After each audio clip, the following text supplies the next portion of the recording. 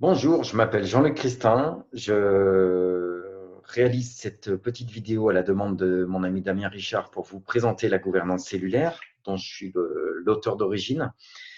Donc, la gouvernance cellulaire, j'ai rien à vous vendre, c'est un système qui est en CC by SA, donc Creative Commons by Share Alike, c'est-à-dire que ça appartient à tout le monde, à vous, à moi. Et pour en parler, je vais attaquer avec deux mots.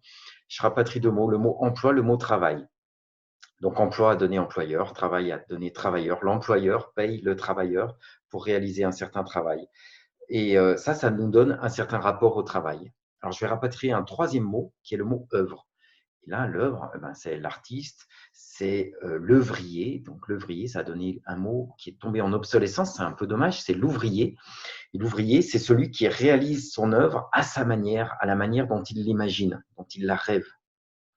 Et là, je rapatrie Gaston Bachelard, qui nous parle de la dimension de l'imagination et de l'importance que ça a au travail, avec des mots très forts, qui nous dit « Enlevez les rêves et vous assommez l'ouvrier. Négligez les puissances oniriques du travail, vous diminuez, vous anéantissez le travailleur. » Ça nous donne l'intention de gouvernance cellulaire qui va être un système qui cherche à passer du mode travailleur au mode ouvrier. Et Gaston Bachelard rejoint Simone Weil avec un W qui parle du côté sacré du travail et qui, par là, arrive au côté sacrilège de ce qu'elle nomme l'oppression, c'est-à-dire contraindre trop. Et on peut s'appuyer là-dessus pour parler d'un fil directeur, d'une ligne directrice hyper importante pour la gouvernance cellulaire, qui est l'autonomie.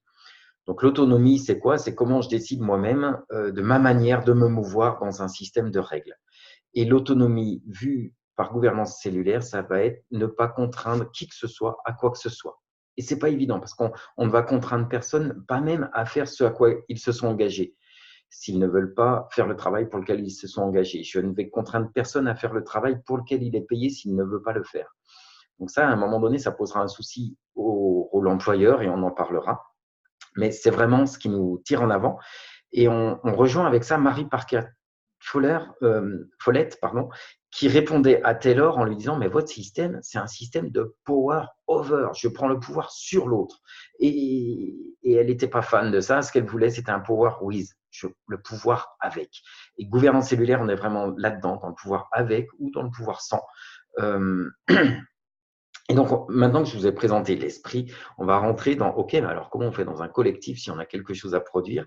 Et la gouvernance cellulaire donne des repères fluides, malléables, ajustables pour créer le référentiel de la structure qui, lui, va être solide. C'est-à-dire qu'il faut que les membres de l'entreprise sachent comment les décisions vont être prises et puissent se référer et puissent déclencher ce dont ils ont besoin quand ils en ont besoin, sans que ça soit quelque chose de fluide qui leur échappe. Donc, pour rentrer dans la gouvernance cellulaire, je vais utiliser l'efficacité humaniste. Donc, l'efficacité humaniste, c'est vraiment le cœur de la gouvernance cellulaire. Et on va rentrer là-dedans, donc c'est ça, l'efficacité humaniste, on va rentrer avec l'atmosphère dans laquelle est l'équipe, l'énergie dans laquelle elle est, ce qu'on a appelé la préambule. Bon, le nom n'est pas obligatoirement hyper intuitif, mais ça parle de ce qu'il y a en haut, c'est-à-dire la connexion à soi, la connexion au groupe, la connexion à l'environnement. Comment est-ce qu'on est en relation entre nous? Comment est-ce qu'on se dit les choses? Comment est-ce qu'on ose se faire des feedbacks? Comment est-ce qu'on entend ces feedbacks? Est-ce qu'on est capable d'entendre les retours en allant jusqu'à aider l'autre à faire une demande? Ok, concrètement, de quoi tu aurais besoin? On appelle ça la gestion par tension.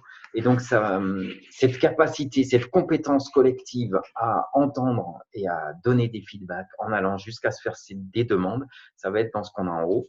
Et en bas, on va avoir le sens profond. Donc là, on va retrouver la raison d'être. On parle beaucoup de purpose driven en ce moment, on est complètement là-dedans. Donc le sens profond, ça va être aussi comment est-ce que moi, mes valeurs profondes peuvent s'incarner dans ma façon de servir la raison d'être de l'entreprise. Ils ne peuvent pas. Donc, on va se poser quelques questions ici au niveau de préambule. On a ensuite quelque chose qui est autour de l'autonomie, du choix de chacun, de la posture, où on va aider les gens à se poser des questions sur comment est-ce que je me positionne vis-à-vis d'une décision qui a été prise, que ce soit une décision prise par le collectif ou par un leader avec laquelle je ne suis pas d'accord. Et de quoi est-ce que j'aurais eu besoin? Qu'est-ce que je demande? Qu'est-ce que j'aurais eu besoin, moi, de faire différemment? Qu'est-ce que je me demande à moi-même? Et une fois que j'ai pris un petit peu de distance avec tout ça, qu'est-ce que je décide de faire par rapport à cette décision avec laquelle je ne suis pas d'accord? Et peut-être que je vais décider de m'y soumettre quand même, mais peut-être que je vais décider d'aller contre. Et ça pose la question de la verticalité, c'est-à-dire comment est-ce que la structure, elle, va se préserver et va prendre soin des collègues. Et dans la verticalité, on va aller chercher à ne contraindre personne à faire quoi que ce soit, mais on va aussi chercher à éviter que qui que ce soit contraint de subir que le travail d'un autre ne soit pas fait. Donc, si le travail d'un autre n'est pas fait, eh ben, on va chercher une autre solution qui passe pas par l'autre, qui passe pas par lui. Voilà, pour vraiment l'âme de gouvernance cellulaire. Et si on revient sur le concret, on va avoir trois espaces. Trois espaces en gouvernance cellulaire. Ici, le qui fait quoi. L'espace du contrat, le qui fait quoi, on va définir des rôles, on va définir des cercles ou des cellules qui sont en charge de réaliser certaines choses, on appelle ça une raison d'être, et qui ont des redevabilités ou des attendus, c'est-à-dire qu'est-ce que les autres peuvent attendre de moi. Et si les autres attendent ça de moi, eh ben, il y a tout un système où ils peuvent me faire la demande et je vais leur répondre oui, ça fait partie de mon rôle, je vais faire quelque chose, ou non, je ne considère pas que ça fait partie de mon rôle. Et dans ce cas-là, ben, on va aller questionner les rôles, faire une réunion de réorganisation où on modifie un rôle parce que bah, si finalement je vais prendre ça, enfin, le rôle que j'ai va avoir aussi cette nouvelle redevabilité, ou ça va être dans un autre rôle où on va en créer un troisième. Ensuite, on a l'espace relation, qui est l'espace de la régulation beaucoup, et l'espace où on crée aussi du lien, on crée des bons moments ensemble. Donc la régulation, on la base beaucoup sur la communication non violente de Marshall Rosenberg, mais on la base aussi sur l'élément humain de Will Schutz, qui permet de se piloter soi-même sans être agi par ses peurs et qui permet de créer des environnements où on cultive la compatibilité humaine. Et puis, il y a l'espace sens, l'espace sens où on va questionner la raison d'être de la structure, on va permettre des questionnements éthiques. C'est-à-dire qu'à un moment donné, OK, moi, dans mon rôle, j'ai aucun problème pour aller dans cette entreprise, faire ce que vous me demandez. Mais alors, à titre personnel, aller dans cette entreprise, ça me pose un gros problème. C'est pas en phase avec mes valeurs. Et donc, j'ai besoin d'un espace pour questionner ça.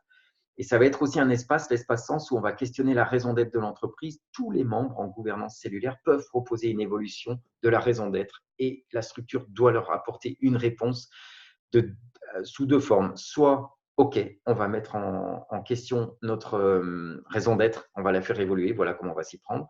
Soit, non, ce que tu nous proposes, ce n'est pas notre raison d'être, c'est un autre projet. Et donc, la personne se retrouve face à ses responsabilités. C'est un autre projet. Elle décide ce qu'elle fait. Si elle continue à faire ça en faisant le deuil de son projet dans cette structure, si elle va l'animer ailleurs, enfin bon, elle fait sa vie. Voilà ce que je peux vous dire sur la gouvernance cellulaire. J'espère que ça vous aidera à rentrer un petit peu dedans. Vous avez vu que c'est sous forme de slide. Il y a beaucoup de texte.